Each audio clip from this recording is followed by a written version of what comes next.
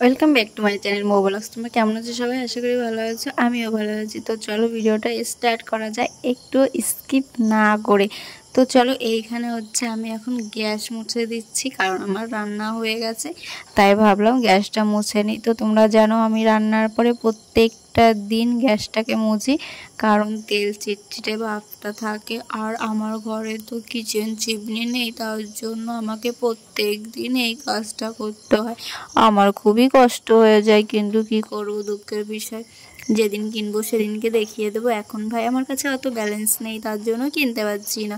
তো চলো, কি করা যাবে, যদি তোমরা আমাকে একটু সাপোর্ট করো তাহলে হয়তো আমি কোনো দিন কিনতে পারি। তো চলো মুছে নিই একটু। তো আমার এইখানে মোছা কমপ্লিট, কিন্তু আমি আর একটু ভেজা জল দিয়ে ভালো করে মুছে নেব, কারণ সার্ফের জল তো ভালো করে লেগে থাকলে ভালো সাদা সাদা দেখা যাবে, তার জন্য। তাই আমি ভালো করে মুছে নিচ্ছি আবারও। তারপরে এই পাশে পাথরগুলো আমি ভালো করে মুছে নিচ্ছি, কারণ তেল চিটে চিটে ভাব তো শুধু গ্যাসের উপর পড়ে না, নিচে টিচে সব জায়গায় পড়ে। আর আমি রান্না শেষে সব দিন নিচের মেঝেটাও মুছে নিই, কিন্তু এখন সকালবেলা অল্প রান্না তো, তার জন্য নিচে আজকে মুছবো না। আমি যখন দুপুরবেলা রান্না করি তখন আমি নিচেটাও মুছে নিই, কারণ আমার এই গ্যাসটা দুবার মুছতে হয়, দিনের সকালে আর হচ্ছে দুপুরবেলা, কারণ আমি এই দুইবারই শুধু রান্না করি আর রাত্রেবেলা শুধু ভাতটা করি। তারপরে দেখলে আমি চাটা বসিয়েছিলাম, চাটা বসিয়ে বাবাকে বানিয়ে টেনিয়ে দিয়ে এসেছি। আর এইখানে হয়েছে অনেক থালা বাসন, সেই থালা বাসনগুলো এখন মেজে নিচ্ছি, যেটা আমার কাজ। তো এই কাজগুলোই তোমাদের আমি প্রত্যেক দিন দেখাই। আমি জানি তোমরা বোর হয়ে যাও দেখতে দেখতে, কি করা যাবে, আমার তো সংসারের কাজ ছাড়া আর কিছুই নেই। আমি তো সারাদিন সংসারের কাজই করি, আর যখন বাইরে যাই তখন বাইরের ভিডিওটাও তোমাদের দেখাই যে আমি কখন কোথায় যাচ্ছি, কিন্তু এটা হচ্ছে আমার ডেলি রুটিন, যে আমার সংসারের কাজ। তারপরে চলে এসেছি হচ্ছে তুলসী তলাটা মুছতে। এই তুলসী তলাটা অনেক দিন ধরে আমি মুছি না, মাই বেশি করে মোছে। আর আমার আজকে মুছলাম, কারণ মা একটু কাজ করেছে, তাই ভাবলাম যে আমি তাড়াতাড়ি করে মুছে ফেলি। তো আমি এইখানে চলে এসেছি তার জন্য তুলসী তলাটা মুছতে।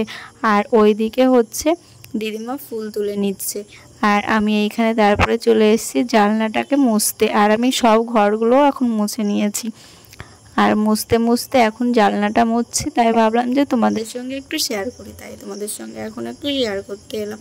প্রত্যেক দিন আর ঘর মোছা তোমাদের কি দেখাবো, তাই এইখানে একটু একটু করে তোমাদের দেখিয়ে দিচ্ছি। আর এইখানে কেন মুছছি, এইখানে মুছছি অনেক দিন ধরে এইখানে চালের বস্তা ছিল, সেই চালের বস্তাগুলো দাগ হয়ে গেছে নিচে।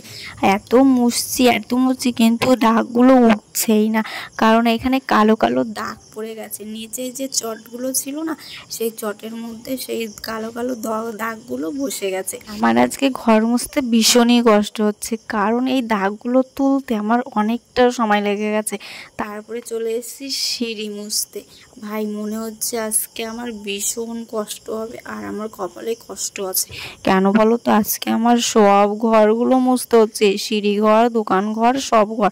চলো তোমাদের সিঁড়ি ঘরটাও মোছা দেখাচ্ছি এখন। আর এইখানে আমি চলে এসেছি সিঁড়িতে, আর সিঁড়িটাও ভাই অনেক দিন ধরে মোছা হয়নি, তা মুছলে তো তোমরা দেখতেই পারতে।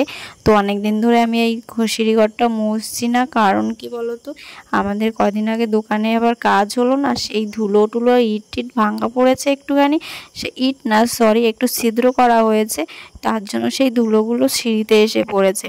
তো এইখানে ধুলো পড়ে গেছিলো, তাই ভাবলাম যে একেবারে কাজগুলো মিটে যাক, তারপরে আমি মুছে নেবো, তাই তখন মুছে নিচ্ছিলাম। আর এখন তো কাজটা শেষ হয়ে গেছে, তাই আমি মুছে নিয়েছি। তারপরে চলে এসেছি দোকান ঘরে, আর আমাদের দোকান ঘরটা দেখো কত সুন্দর সাজিয়েছে, আর দোকান ঘরটা অনেক বড়ও হয়ে গেছে। এখন একটু করে সাজাচ্ছে, কারণ ওই আর এই শোকেসগুলো এতটা ভারী যে তিনজন মিলে উঁচু করে আনতে পারছিলাম না।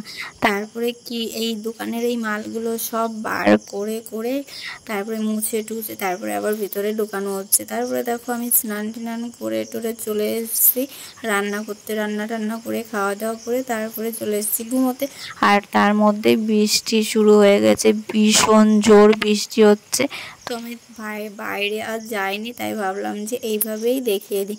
আর বৃষ্টির মধ্যে দেখো ছেলে স্কুল থেকে বাড়ি ফেরার পথে কাদা জল ছিটিয়ে কাদার মধ্যে লাফিয়ে টাফিয়ে তারপরে নিয়ে এসছে জামা, এসে আমাকে বলছে ধুয়ে দাও। সেই জামাগুলো এখন আমি ধুতে এসেছি। আর এই সাদা জামায় কিভাবে কাদা লাগলো, বাড়িতে এসে বলছে আমি লাফিয়েছি তার জন্য আমার জামায় কাদা লেগে গেছে। মানে মা তো নেই, এখন কাদামাটি ছানতে ভীষণই সুবিধা হয়েছে। স্কুল থেকে এসে আমাকে বলছে কি যে মা জামা প্যান্টগুলো একটু ধুয়ে দেবে। আচ্ছা কেন, বলে কি কাদার মতো লাফিয়েছি। এটা কথা, একটু সহ্য হয়? বৃষ্টি হয়েছে আর বৃষ্টির মধ্যে লাফিয়েছে, তুমি তো বাড়িতে বসে লাফাতে দেবে না, তার জন্য আমি স্কুলে বসে লাফিয়েছি। স্কুল ড্রেস পরে স্কুলের মধ্যে লাফিয়েছে। তো চলো এখন এগুলো ধুয়ে দিই।